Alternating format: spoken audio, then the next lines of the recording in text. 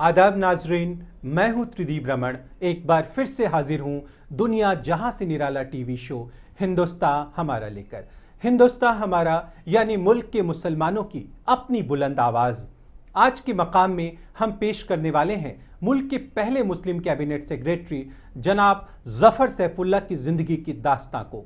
अवाम में आज हम पेश करेंगे टीम इंडिया का हिस्सा बनने की ख्वाहिश लिए क्रिकेट का बल्ला थामे अबू बकर की दास्तां। किरदार में हम लेकर आ रहे हैं फिल्म इश्क जादे की जोया कुरैशी के किरदार को। आदाब नाजरीन, मैं साइमा खान आप सभी का इस्तकबाल करती हूँ दुनिया जहां से निराले टीवी शो हिंदुस्तान हमारा में।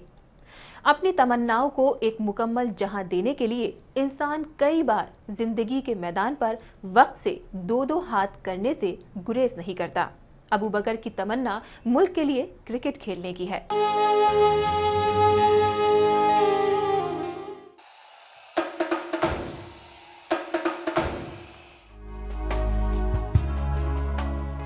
माथे पर पसीने की ये बूंदें उस जज्बे और मेहनत की गवाह है जिसके बूते एक छोटे शहर का लड़का अपनी पलकों पर सजे हर ख्वाब को मुकम्मल जहां देने की पुरजोर कोशिश कर रहा है। नीली जर्सी पहनकर मुल्क के लिए क्रिकेट खेलने की चाहत आज उसकी जिंदगी की सबसे बड़ी तमन्ना है।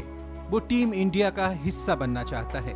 उत्तर प्रदेश के गाजियाबाद में रहने वाले अबू बकर आजमगढ़ से ताल्लुक रखते हैं। बचपन में अपने दोस्तों के साथ गली नुक्कड़ में क्रिकेट खेलते खेलते क्रिकेटर बनने की चाहत कब उनके रगों में दौड़ने लगी उन्हें इस बात का पता भी न चल सका। हम गाजियाबाद के रह रहे हैं अभी फिलहाल, तो यहीं से क्रिकेट खेलते हैं। हम आजमगढ़ से बिलोंग करते हैं। जब मैं 7th क्लास से तब से क्रिकेट खेलने का शौक है मुझे। सपने तो सभी देखते हैं, लेकिन उन्हें पूरा करने के लिए लोगों को कभी कभी बड़ी कुर्बानियां देनी पड़ती है। अबू बकर शायद इस बात को बखूबी जानता था। घर वालों के दबाव और माली हालातों को देखते हुए अक्सर लोग अपना रास्ता बदल लेते हैं, लेकिन अबू बकर ने तय कर लिया था कि उनकी जिंदगी क्रिकेट के बिना अधूरी है।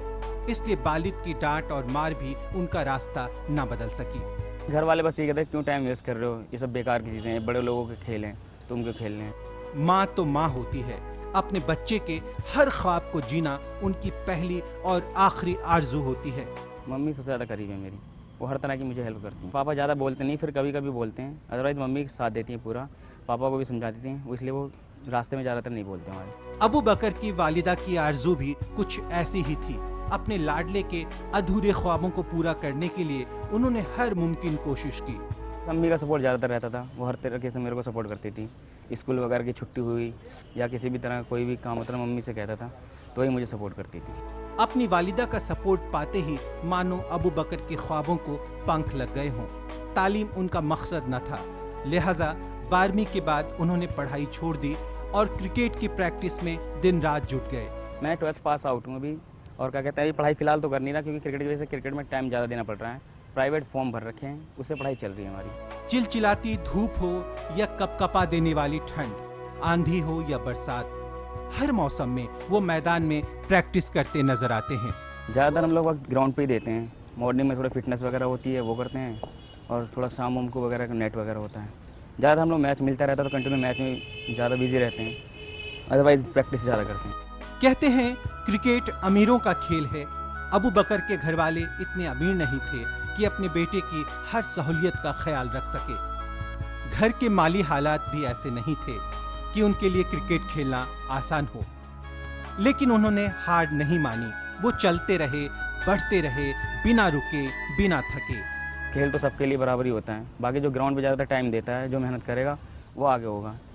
बाकी ऐसा कोई नहीं, गरीब या अमीर के लिए कोई खेल है। आज अबू बकर इंडियन क्रिकेट टीम में तो शामिल नहीं हो पाए हैं, लेकिन एकेडमी में प्रैक्टिस करते करते उन्हें कई साल हो गए हैं। प्रैक्टिस के दौरान उनकी मुलाकात सुरेश रैना, प्रवीण कुमार और सुदीप त्यागी से हुई है। ये लम्हे उन्होंने किसी अनमोल खजाने के मानिंद अपने दिल में छुपा रखे हैं। सुरेश रैना, प्रवीण कुमार, सुदीप त्यागी, इन सबसे कई बार मिल चुके हैं, और मैच वगैरह भी इनके साथ हमने काफ़ी खेल चुके हैं। क्रिकेट में मुस्लिम कौम के लोगों के कम आने के सवाल पर अबू बकर का कहना है कि मुस्लिम कौम को क्रिकेट खेलने जैसी बातों में कम ही दिलचस्पी दिखती है। मुसलमान कैच कम करता है, थोड़ा ये है कि थोड़ा इसी स्वभाव से खुद ही डर रहता है कि मैं मुसलमान हूँ, मुझे चांस कम मिलेगा। ऐसी कोई बात नहीं है, इस देश में सबको बराबर का हक मिल रहा है। क्रिकेट के भगवान कहे जाने वाले सचिन तेंदुलकर की बल्लेबाजी के वे कायल हैं। उनका ख्वाब है कि वो भी सचिन तेंदुलकर की तरह खेले। सचिन तेंदुलकर जैसे कि सब लोग मानते हैं, उनकी बताई हुई सारी बातों को मैं फॉलो करता हूँ और ज़्यादातर उनके हर टिप्स पे ध्यान देता हूँ। उन्होंने आज अपनी मेहनत के दम पर क्रिकेट में अपना एक अलग मकाम बनाया है। वे मंडल 19 के कैप्टन हैं। मैं डिस्ट्रिक्ट मंडल का 19 कैप्टन हूँ और यूपी स्टेट में और दिल्ली 19 स्टेट कैंप कर चुका हूँ। लगातार 2 साल से कर रहा हूँ। बैट्समैन कम विकेट कीपर है, बहुत ही अच्छा लड़का, बहुत ही अच्छा टैलेंट है उसके अंदर, उसकी आगे जाने की बहुत संभावना है। अबू को अभी दूर जाना है क्योंकि उनके लिए जिंदगी की असली उड़ान बाकी है। इरादों का इम्तिहान बाकी है। अभी तो नापी है मुट्ठी भर जमीन, अभी तो पूरा आसमान बाकी है।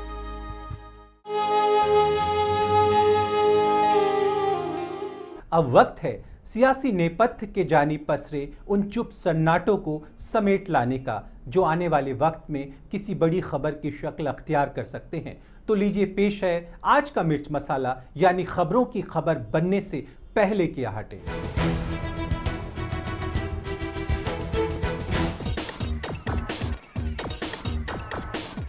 मौजूदा यूपीए हुकूमत खुद को ज्यादा पढ़े लिखों की जमात मानती है। चुनांचे चंद दानिश्वर वजीरों के मन में यह बात घर कर गई है कि देश की कम पढ़ी लिखी नासमझ आवाम को एफडीआई से होने वाले फायदे समझ में नहीं आ रहे हैं। सो ताज़ा 100 करोड़ रुपयों का फंड वजारत इत्तलात व नशरियात को सिर्फ इस बात के लिए मुख्तस किया गया है कि वजारत अपने दूसरे वजारतों के साथ मिलकर एफडीआई से होने वाले फायदों को इश्तिहार की शक्ल में आम आवाम के सामने लेकर जाए। इसकी बानगी आने वाले चंद दिनों में देखने को मिल जाएगी।